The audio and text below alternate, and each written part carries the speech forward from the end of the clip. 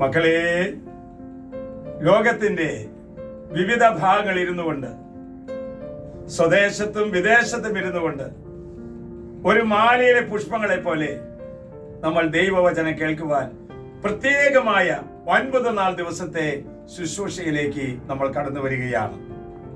സ്വർഗത്തിന് എന്തൊരു സന്തോഷമാണെന്നറിയാമോ? വചനം കേൾക്കുമ്പോൾ പിശാച് ഞെട്ടിവിറയ്ക്കും. വചനം കേൾക്കുമ്പോൾ ദുരാത്മാക്കൾ കുടുംബങ്ങളിൽ നിന്നും ജീവിതത്തിൽ നിന്നും വിട്ടുപോകും.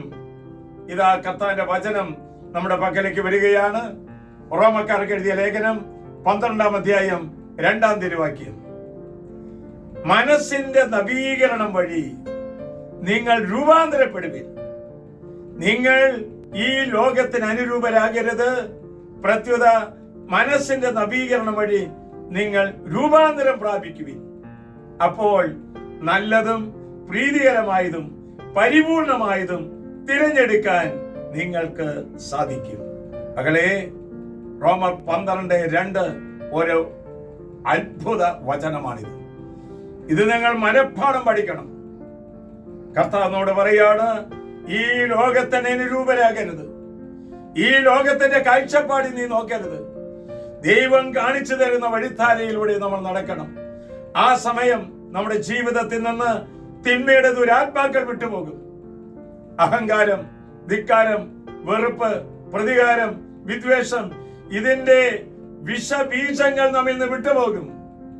1-ാം പ്രമാണത്തിനെതിരായി 6-ാം പ്രമാണത്തിനെതിരായി ചെയ്തു പോയുന്ന പാപങ്ങളെ കുറിച്ച് കർത്താവ് പറയുകയാണ്, നിങ്ങൾ ഈ ലോകത്തിന് അനുരൂപരാകരുത്, പ്രത്യുത മനസ്സിന്റെ നവീകരണം വഴി നല്ലത്, പ്രീതികരമായത്, പരിപൂർണമായത് തിരഞ്ഞെടുക്കാൻ നിങ്ങൾക്ക് സാധിക്കും. നീ കുരിശിലേക്ക് നോക്കുക, നിന്റെ മുമ്പിലിരിക്കുന്ന ദിവ്യകാരുണ്യത്തിലേക്ക് നോക്കുക. നിന്റെ കണ്ണുനീരോടെ വന്നവരെ സന്തോഷത്തോടെ പറഞ്ഞയക്കാൻ കർത്താവിന് സാധിക്കും. കർത്താവ് പാപിയെ സ്നേഹിക്കുകയും പാപത്തെ വെറുക്കുകയും ചെയ്യുന്നവനാണ്. ഇന്ന് നമ്മളൊരു പക്ഷേ കർത്താവിനെതിരായി തെറ്റുകൾ ചെയ്തതിന്റെ പേരിലാണോ നിന്റെ മുഖം കുനിഞ്ഞിരിക്കുന്നത്? ജെറമ്യായോട് കർത്താവ് പറഞ്ഞു, നിന്റെ സുഹൃതങ്ങൾ കാണാനല്ല ഞാൻ നിന്റെ മുമ്പിലേക്ക് വന്നിരിക്കുന്നത്. നീ ചെയ്തു കൂട്ടിയ ആരോടും പറഞ്ഞറിയിക്കാൻ പറ്റാത്ത അത്രയും മ്ലേച്ഛകരമായ പാപങ്ങൾ നീ എനിക്ക് തരിക. ജെറമ്യാ വാവിട്ട് കരഞ്ഞുകൊണ്ട് തന്നെ കർത്താവിന്റെ മുമ്പിലേക്ക് സമർപ്പിക്കുകയാണ്.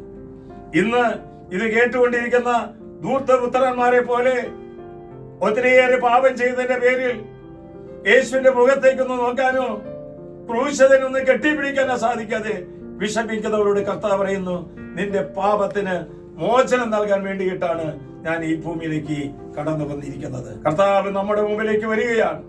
സഹോദര, നിന്റെ ദുഃഖങ്ങളിലേക്ക്, നിന്റെ പാപ സാഹചര്യങ്ങളിലേക്ക് കർത്താവ് കടന്നു വരികയാണ്.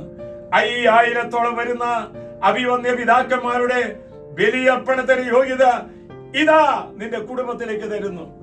5.5 ലക്ഷത്തോളം വരുന്ന വൈദികരുടെ ബലിയർപ്പണത്തിന്റെ ബലി യോഗ്യതകൾ സഹോദര, സഹോദരി, നിന്റെ കരങ്ങളിലേക്ക് ഇതാ വെച്ചു തരുന്നു.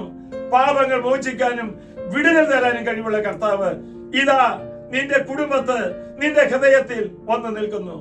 നമുക്ക് കുരിശിനൊന്ന് കെട്ടിപ്പിടിച്ചുകൊണ്ട് ദിവ്യകാരുണ്യത്തിലേക്ക് നോക്കിക്കൊണ്ട് പാപിയായ എന്നോട് കരുണയായിരിക്കണമേ എന്ന് ഹൃദയപൂർവ്വം പ്രാർത്ഥിക്കാം. ആശ്വാസപ്രദമായ രാത്രിയും പ്രതീക്ഷാ നിർഭരമായ പ്രഭാതവും സൽപ്രവർത്തികൾ നിറഞ്ഞ ദിവസം നൽകി ദൈവം നമ്മെ എല്ലാവരെയും അനുഗ്രഹിക്കട്ടെ.